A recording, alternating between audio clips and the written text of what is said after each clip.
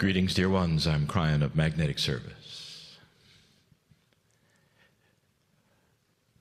If someone were simply to walk in now, it would seem odd. What is transpiring at the moment, many would not agree with.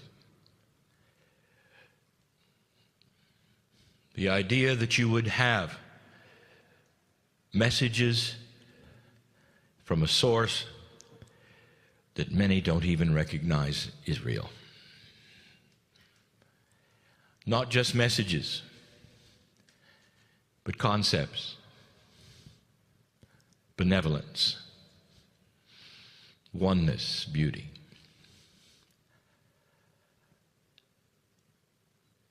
And this is what makes the difference between perhaps those who sit here and those who would not. And it never makes any group right or wrong, for all are seen the same from the creative source. But this oneness that we talk about is a discovery. You live your life in a structure that you have been told that you need to have. And for most of you, it is a comfortable structure. For it truly defines you, your life, who you are, and others. But I want to talk about discovery. For the most beautiful thing here in this room is what we will call the potential for things unseen and unexpected and beautiful. It's the morning. It's the first thing. And for those who have just come to listen to this in whatever place on the planet you are, the air has been purified and it has been templated with intent. The mystical sounds of the didgeridoo represent the music of the continent. And it is mystical. For it sets an energy and sets a stage for contemplation and for neutrality. The neutrality is you dropping the structure. And that is difficult. It is so difficult no matter who you are, no matter where you've come from, even if you were born here, even if your tribe and your mob is 40,000 years old, you still have a box. And the box may be beautiful and it may work for you, but there's still discovery. Outside the box, there is a chance for things you do not know yet, for stories which have not yet been sung, and a beautiful revolution of energy. And the nice thing about all of this, dear ones, that perhaps you haven't thought of, is that the energy of the planet knows about all of it. Many years we have been speaking of the stars, and you see them very clearly here. We have spoken of the precession of the equinox because all of the ancients on the planet who look at the stars know the scenario.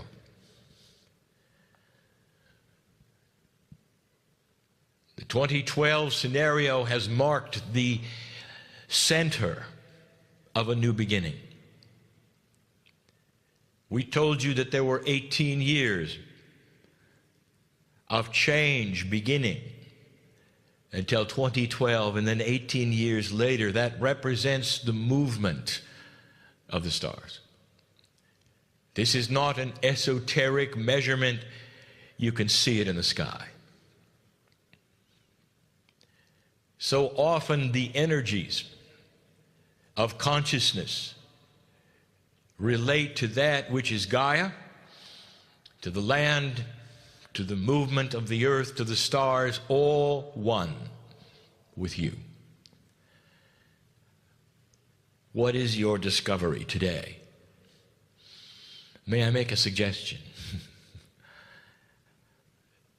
That your discovery be that, the beginning of that, which would encompass everything with you. And you walk outside and you see a small insect,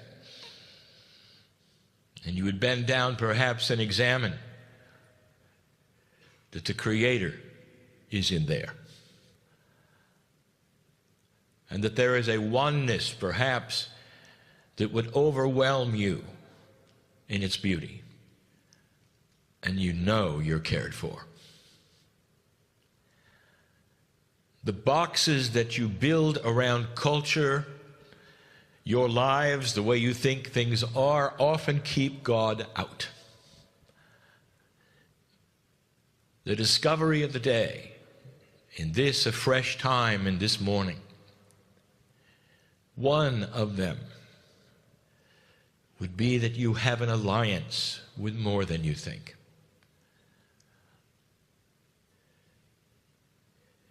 If you really want to see how energy and physics would work, you'd have to understand that the very thoughts that you have today have energy. And it's more than just energy, it's physics. We have told you there would come a time when consciousness can be measured and seen for its beauty and its strength. The Creator is the master physicist. And so it is not you becoming scientific. It is you realizing a bigger scenario of the creation of God. Indeed, if your consciousness has energy, do you understand that the box you build around what you believe is your reality can stop the energy if you really close the box? There are some sitting here who are having a nice time, and they're enjoying family and friends. They wanted to come and sit for some reason and just enjoy. And perhaps in the last day or so, they didn't expect some of the energies to come at them as they did. They feel perhaps incomplete for the first time, missing something. I want to tell you, dear one, there is no incompleteness. In fact, we will discuss that a little later today. What you are feeling is the fact that the box, which is so comfortable around you, has started to melt. And it is not settling to many to open a box to something that you don't know about. And what I want to promise you is this, is that there is a benevolent God that represents all that is inside and outside of your box. And if you should be one who would say, just for a moment, I will drop the barrier of what I believe or think is real, and just for a moment would experiment by letting go and saying, what else could there be? I will promise you this, that all you will find is benevolence. There is nothing frightening or frustrating or scary with God. I want you to feel free to discover those around you in a way perhaps that you haven't before. For every single human being has the same needs and wants, and that is the connection spiritually to something that makes sense for them. And sometimes it's the land, and sometimes it's a prophet. But whatever it is, it makes sense to them, and they take the hand of God and they feel loved. And believe me, it is outside of a survival box. It's beautiful here in the morning, in the red center of this continent. You walk outside and realize that you would have to travel.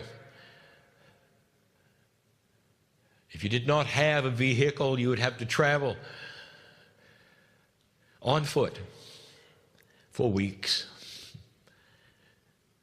before you saw anything different than what you see before you now. There's a stillness and a beauty that can speak to you if you let it. The land here has not been spoiled. It is still pure, and the messages from the land are still for you. This is why you came here. A little later today, I would encourage you to discover. Perhaps you'd like to stand alone for a moment without disturbing or being disturbed, and say to Gaia, what is it you want to say? And some of you, if you would open the box even a little, will be surprised. An overwhelming sense of benevolence and love, and the message would be clear. All is okay. Later today, we're going to talk about evolution and what it might mean. But dear ones, there are so many of you with different purpose in the room. And yet all together, you have one thing in common. From my standpoint, sitting on this stage with my partner in this chair, after all of these years, I can say there's only one thing I see that is overwhelmingly synchronistic for all humanity and you in the room. And that is this: family. All. Surrounding you in this place, there are an esoteric group of ancestors that would represent the tribes or mobs or whatever you want to say from every single one of you. And they are different cultures and different colors, all together, asking to be discovered as one. Saying to you that the days of separation are leaving, and that there will be a meld, even of cultures, that is appropriate and honoring and beautiful when you care about each other. And you can look upon the differences not as strange or odd, but as something to discover, because you want to know. Respect for each other's belief systems is going to be a staple of peace on earth. Right now, you can see what we told you you would see. A radical change, black and white becoming even stronger in their differences. That is to say, the hate, the frustration, the lack of love, being something palatable that you can watch on the planet as it begins to separate for the final time, the last gasp of evil. and the majority of the earth starting to awaken to a different concept, you can really get along. You do not have to absorb another's culture to get along. The box is not needed. You can carry your own light in benevolence and love and still understand and respect the other, arm in arm with the other. And when the other wants to sing a song line and you don't know the words or the song, you can sit there and enjoy and feel.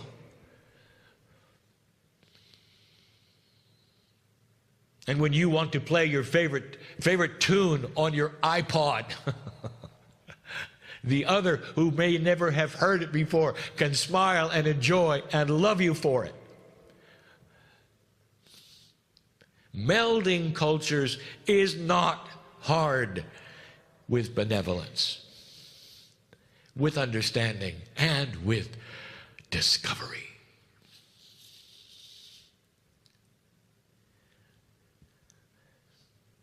You have relatives that don't understand you. I know who's here. I'm talking about at home as well. It's like another culture, perhaps, for you to visit some of your relatives, even the blood ones that are pure. I want you to discover them. I want you to discover benevolence in them. I want you to look at them and understand that God loves them as much as you. You may be the only bridge for their peace. And they may look at you and say, you're odd and you're strange and you have a culture that you have designed that is so bizarre, we don't want any part of it.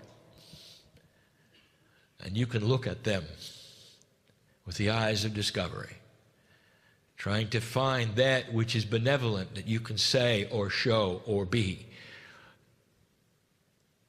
that will not trigger their buttons or make them frustrated or angry.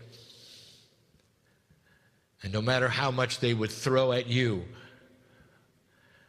your mastery will shine through. That is discovery. Humanity is on the cusp of shift. We have told you that there are more years of this to come, and you don't want to hear that. But the stars will tell you how long,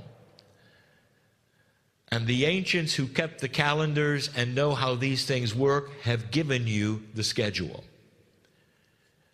But free choice will drive how much you discover. When you go home and you go back to work, there is discovery in the office, not sameness.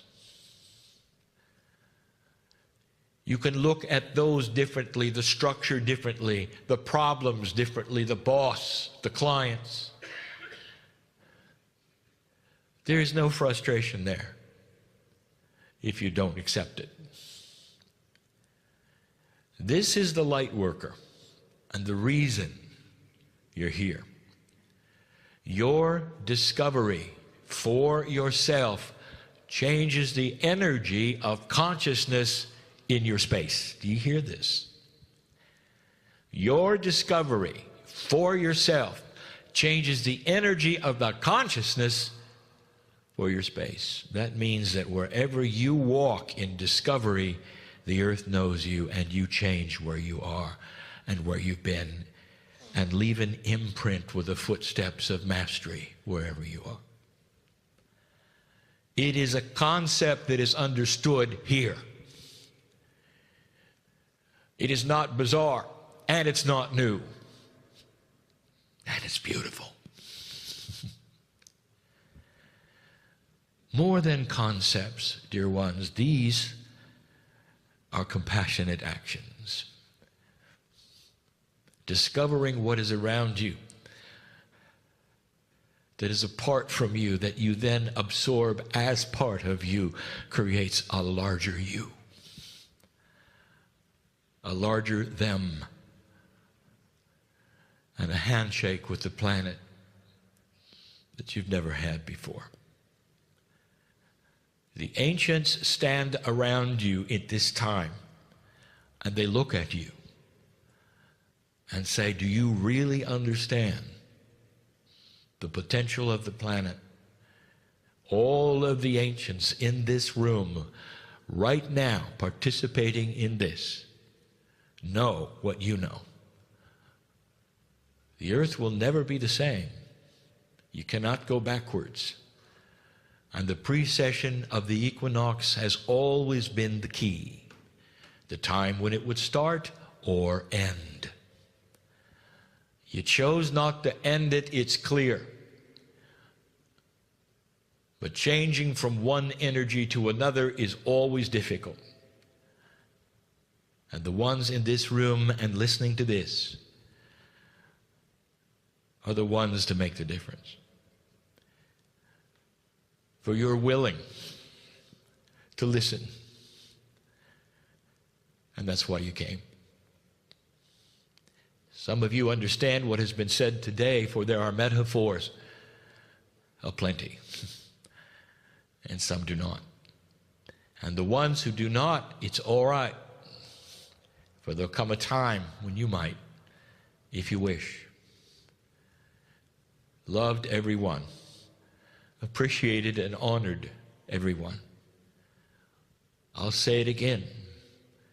There is no such thing as being alone. You cannot if you try. Years ago we said, go ahead, try. Lock yourself in the closet. Feel sorry for yourself. Be a victim. And in the corner that you can't see is a legion of angels who are willing and ready to take your hand when you're done crying about yourself. That's how profound it is. The earth is always ready. The creative source is always ready. Never will be tired, never sleeps, always there. Knows who you are. Time for you to discover it. Time for you to discover it. For now, so it is.